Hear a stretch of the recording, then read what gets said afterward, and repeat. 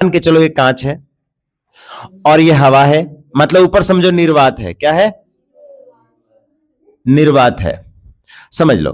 अब यहां से आएगा तो मान लीजिए तिरछा जाना चाहिए, लेकिन जब कांच में आएगा प्रकाश तो सघन माध्यम से किस माध्यम में आ रहा है? सॉरी, विरल माध्यम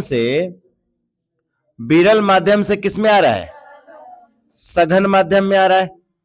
तो प्रकाश की चाल क्या हो जाएंगे? प्रकाश क्या हो जाएंगे? वो अभिलंब की ओर मुड़ जाएगा। देखिए आ रहा था ऐसे, मुड़कर चला गया, और ये मान लीजिए क्या है बच्चे? अभिलंब है। और आपतन बिंदु ये हुआ बच्चे, ये आपतन बिंदु है। तो ये कितना मुड़ा? तो ये दे दिया है 1.50, मतलब ये जो दूरी है यहां से यहां तक की, ये दे दिया है 1। इसी को बोलते हैं अपर्तनांक। क्वेश्चन समझ में आ रहा है? इसे को क्या बोलेंगे? अपर्तनांक। डिस्टर्ब तो नहीं कर रहे हैं? दिखाई दे रहा है बोर्ड पे? ठीक है, कोशिश करिएगा इधर उधर माथा करके देख लेंगे। ठीक है, तो अपर्तनांक समझिए किसे कहते हैं? तो ये दे दिया है। अब कह रहा है तो इसमें यानी इस कांच में प्रकाश की चाल कितनी होगी? इस कांच में प्रकाश की चाल कितनी होगी? तो देखिए कांच का अपर्तनांक दे दिया, अपर्तनांक समझ में आ गया? ये दे दिया। तो कह रहा है कि कांच में प्रकाश की चाल कितनी होगी। तो क्वेश्चन मांग रहा है कि कांच में प्रकाश की चाल कितनी होगी, मतलब क्या होगी? ठीक है, तो आप जानते हैं, आपको कल बताया गया था, है ना, थ्योरी में, वो मैं यहां लिख रहा हूं कि कांच का अपर्तनांक बराबर क्या होगा, यानी अपर्तनांक बराबर क्या होगा? अपर्तनांक बराबर क्या होगा? अपर्तनांक बराबर ऊपर में क्या होगा? निर्वात में प्रकाश की चाल। निर्वात में प्रकाश की चाल। निर्वात में प्रकाश की चाल ठीक है, बाटा जिसका अपर्तनांक दिया है उसी का हम लिखेंगे यहां पे। तो जैसे हमें किसका अपर्तनांक निकालना है? कांच का, तो कांच में प्रकाश की चाल यहां लिखना होगा। तो यहां लिखना होगा कांच में प्रकाश की चाल, है ना। अपर्तनांक तो फिगर से समझ गए हैं, ठीक है, पर हम रखेंगे ताकि फिगर भी आप लिख ले। ठीक है, तो चलिए इस चीज को हम फॉर्मूला को अब यहां यूटिलाइज करते हैं, ठीक है, क्योंकि उधर जगह नहीं है, यहां लिख देते हैं। ठीक है, तो बराबर अपर्तनांक बराबर निर्वात में प्रकाश की चाल कितनी होती है? आपको कल लिखाया गया था 3 इंटू 10⁸ मीटर प्रति सेकेंड। ये निर्वात में प्रकाश की चाल होता है, जहां कुछ भी न रहे वहां प्रकाश की चाल ये है। ठीक है, बाटा क्या हो जाएगा?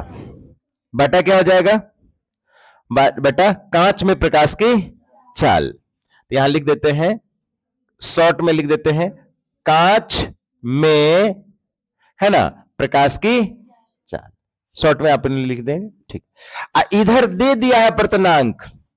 देखिए इसका अपर्तनांक दे दिया, कितना दिया है? तो अपर्तनांक के जगह पर हम रख देंगे वैल्यू कितना? 1.50। यहां तक समझ में आया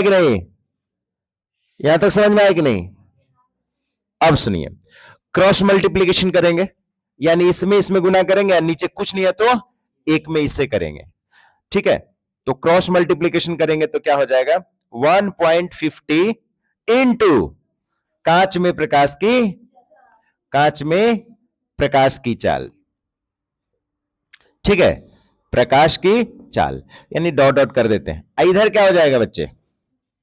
बराबर में इधर क्या हो जाएगा? यही रह जाएगा, यहां कुछ नहीं है तो क्या है?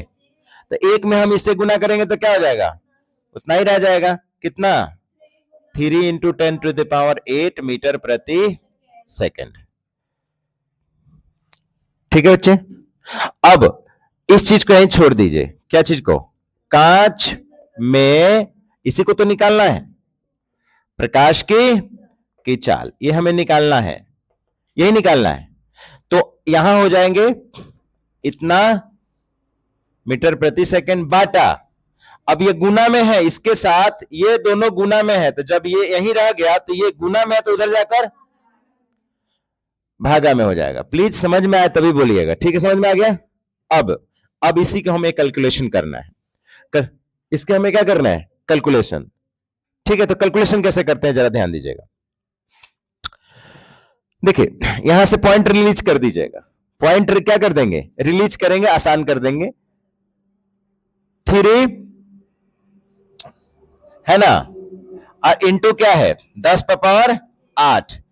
ठीक है, और यहां के पॉइंट रिलीज कर रहे हैं तो 10 पर पावर, हां यानी 1 पर कितने जीरो, चलो ठीक है, पॉइंट रिलीज हो गया नीचे का 150 हो गया, 150 हो गया। 1.10 से 1 0 कैंसिल, 5 तिहाई, 5 तिहाई, अब ये कट जाएगा 2, तो कितना हो जाएगा,